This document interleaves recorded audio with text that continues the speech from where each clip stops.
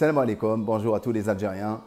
Dans cette vidéo, le titre de cette aurait dû être « Comment on vous trompe, volontairement ou non, avec un taux de mortalité qui est faux ». J'aimerais attirer votre attention sur les statistiques alarmantes qu'on vous présente actuellement au sujet du coronavirus. On constate que l'usage des chiffres donne du sérieux au contenu. Hier, je suis tombé sur une publication d'un tableau statistique publié par le centre Johns Hopkins, basé aux États-Unis, qui classe l'Algérie premier, tenez-vous bien, premier pays au monde en matière de taux de mortalité avec un chiffre de 11,11%.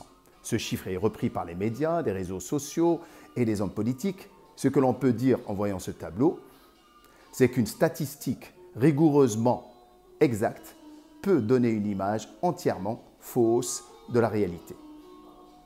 Vous le savez certainement que les médias préfèrent toujours des chiffres sensationnels aux chiffres rassurants et réalistes. Par conséquent, soyez méfiants envers toutes les données statistiques. Cette prudence est plus que justifiée. La raison principale, c'est qu'il est trop tôt pour calculer ce taux de mortalité. Je m'explique. En théorie, c'est très facile de calculer le taux de mortalité. Il suffit de diviser avec une petite calculette le nombre de morts par la population totale de personnes infectées, c'est-à-dire vivantes ou décédées, et de multiplier ça par 100. En pratique, c'est une autre paire de manches. Et c'est à ce moment-là où je conteste ce tableau en disant qu'il est difficile de calculer le taux de mortalité plus réaliste, car de nombreuses variables, de nombreuses inconnues font défaut, à savoir la prise en compte de la temporalité, le temps entre la personne quand elle est infectée et la déclaration, la définition et l'échantillon.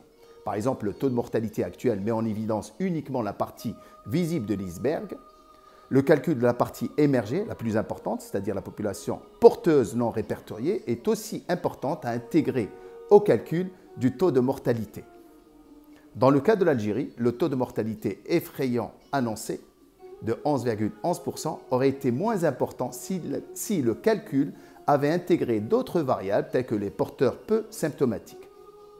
Parce que cette maladie n'est pas instantanée. Il y a un décalage entre le temps où la personne est infectée et le temps où apparaissent les symptômes. Alors, pour bien comprendre mes propos, ce que je viens de dire, je vous présente une lecture graphique à l'aide d'une pyramide. La voici.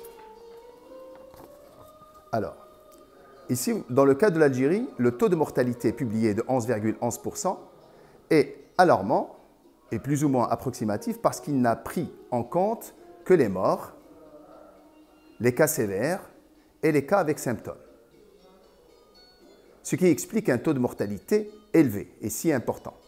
Par conséquent, pour une bonne modélisation mathématique du taux de mortalité par coronavirus, il est important de prendre en compte l'ensemble des variables de la population malade par ce virus.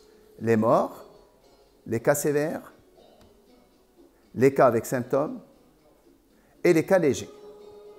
En reprenant l'ensemble des variables et après correction statistique, ce même taux chuterait à 1,85%.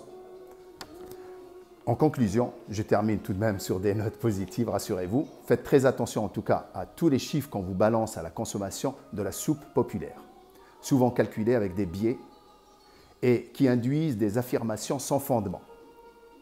Alors j'ajouterai qu'il est tout à fait normal d'avoir peur face à une pandémie. Cette peur traduit l'instinct de survie qui est en nous. Pas de peur, pas de survie, car le coronavirus est un phénomène multiplicatif qui pourrait conduire éventuellement à une croissance exponentielle.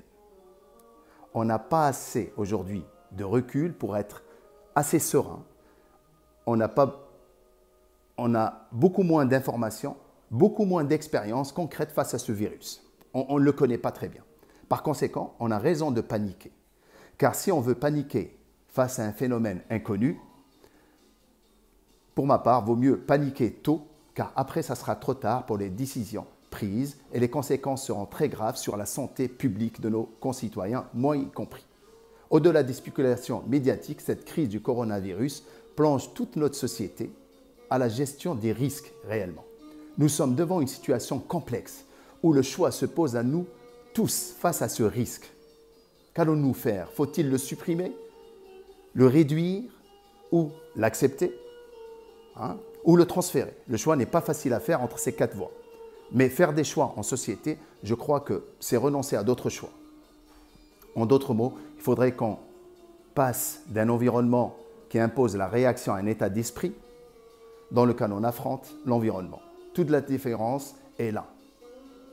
Enfin, je dirais que plus le temps passe, en tout cas ça c'est une bonne nouvelle, plus le taux de mortalité brute va baisser. Enfin, je ne banalise ni la vitesse à laquelle se propage le virus, ni sa dangerosité. Alors, soyez prudents, faites attention à vous, et tenez-vous au courant de toutes les consignes de sécurité. Et je vous transmets toutes mes salutations et à bientôt. Salam alaikum.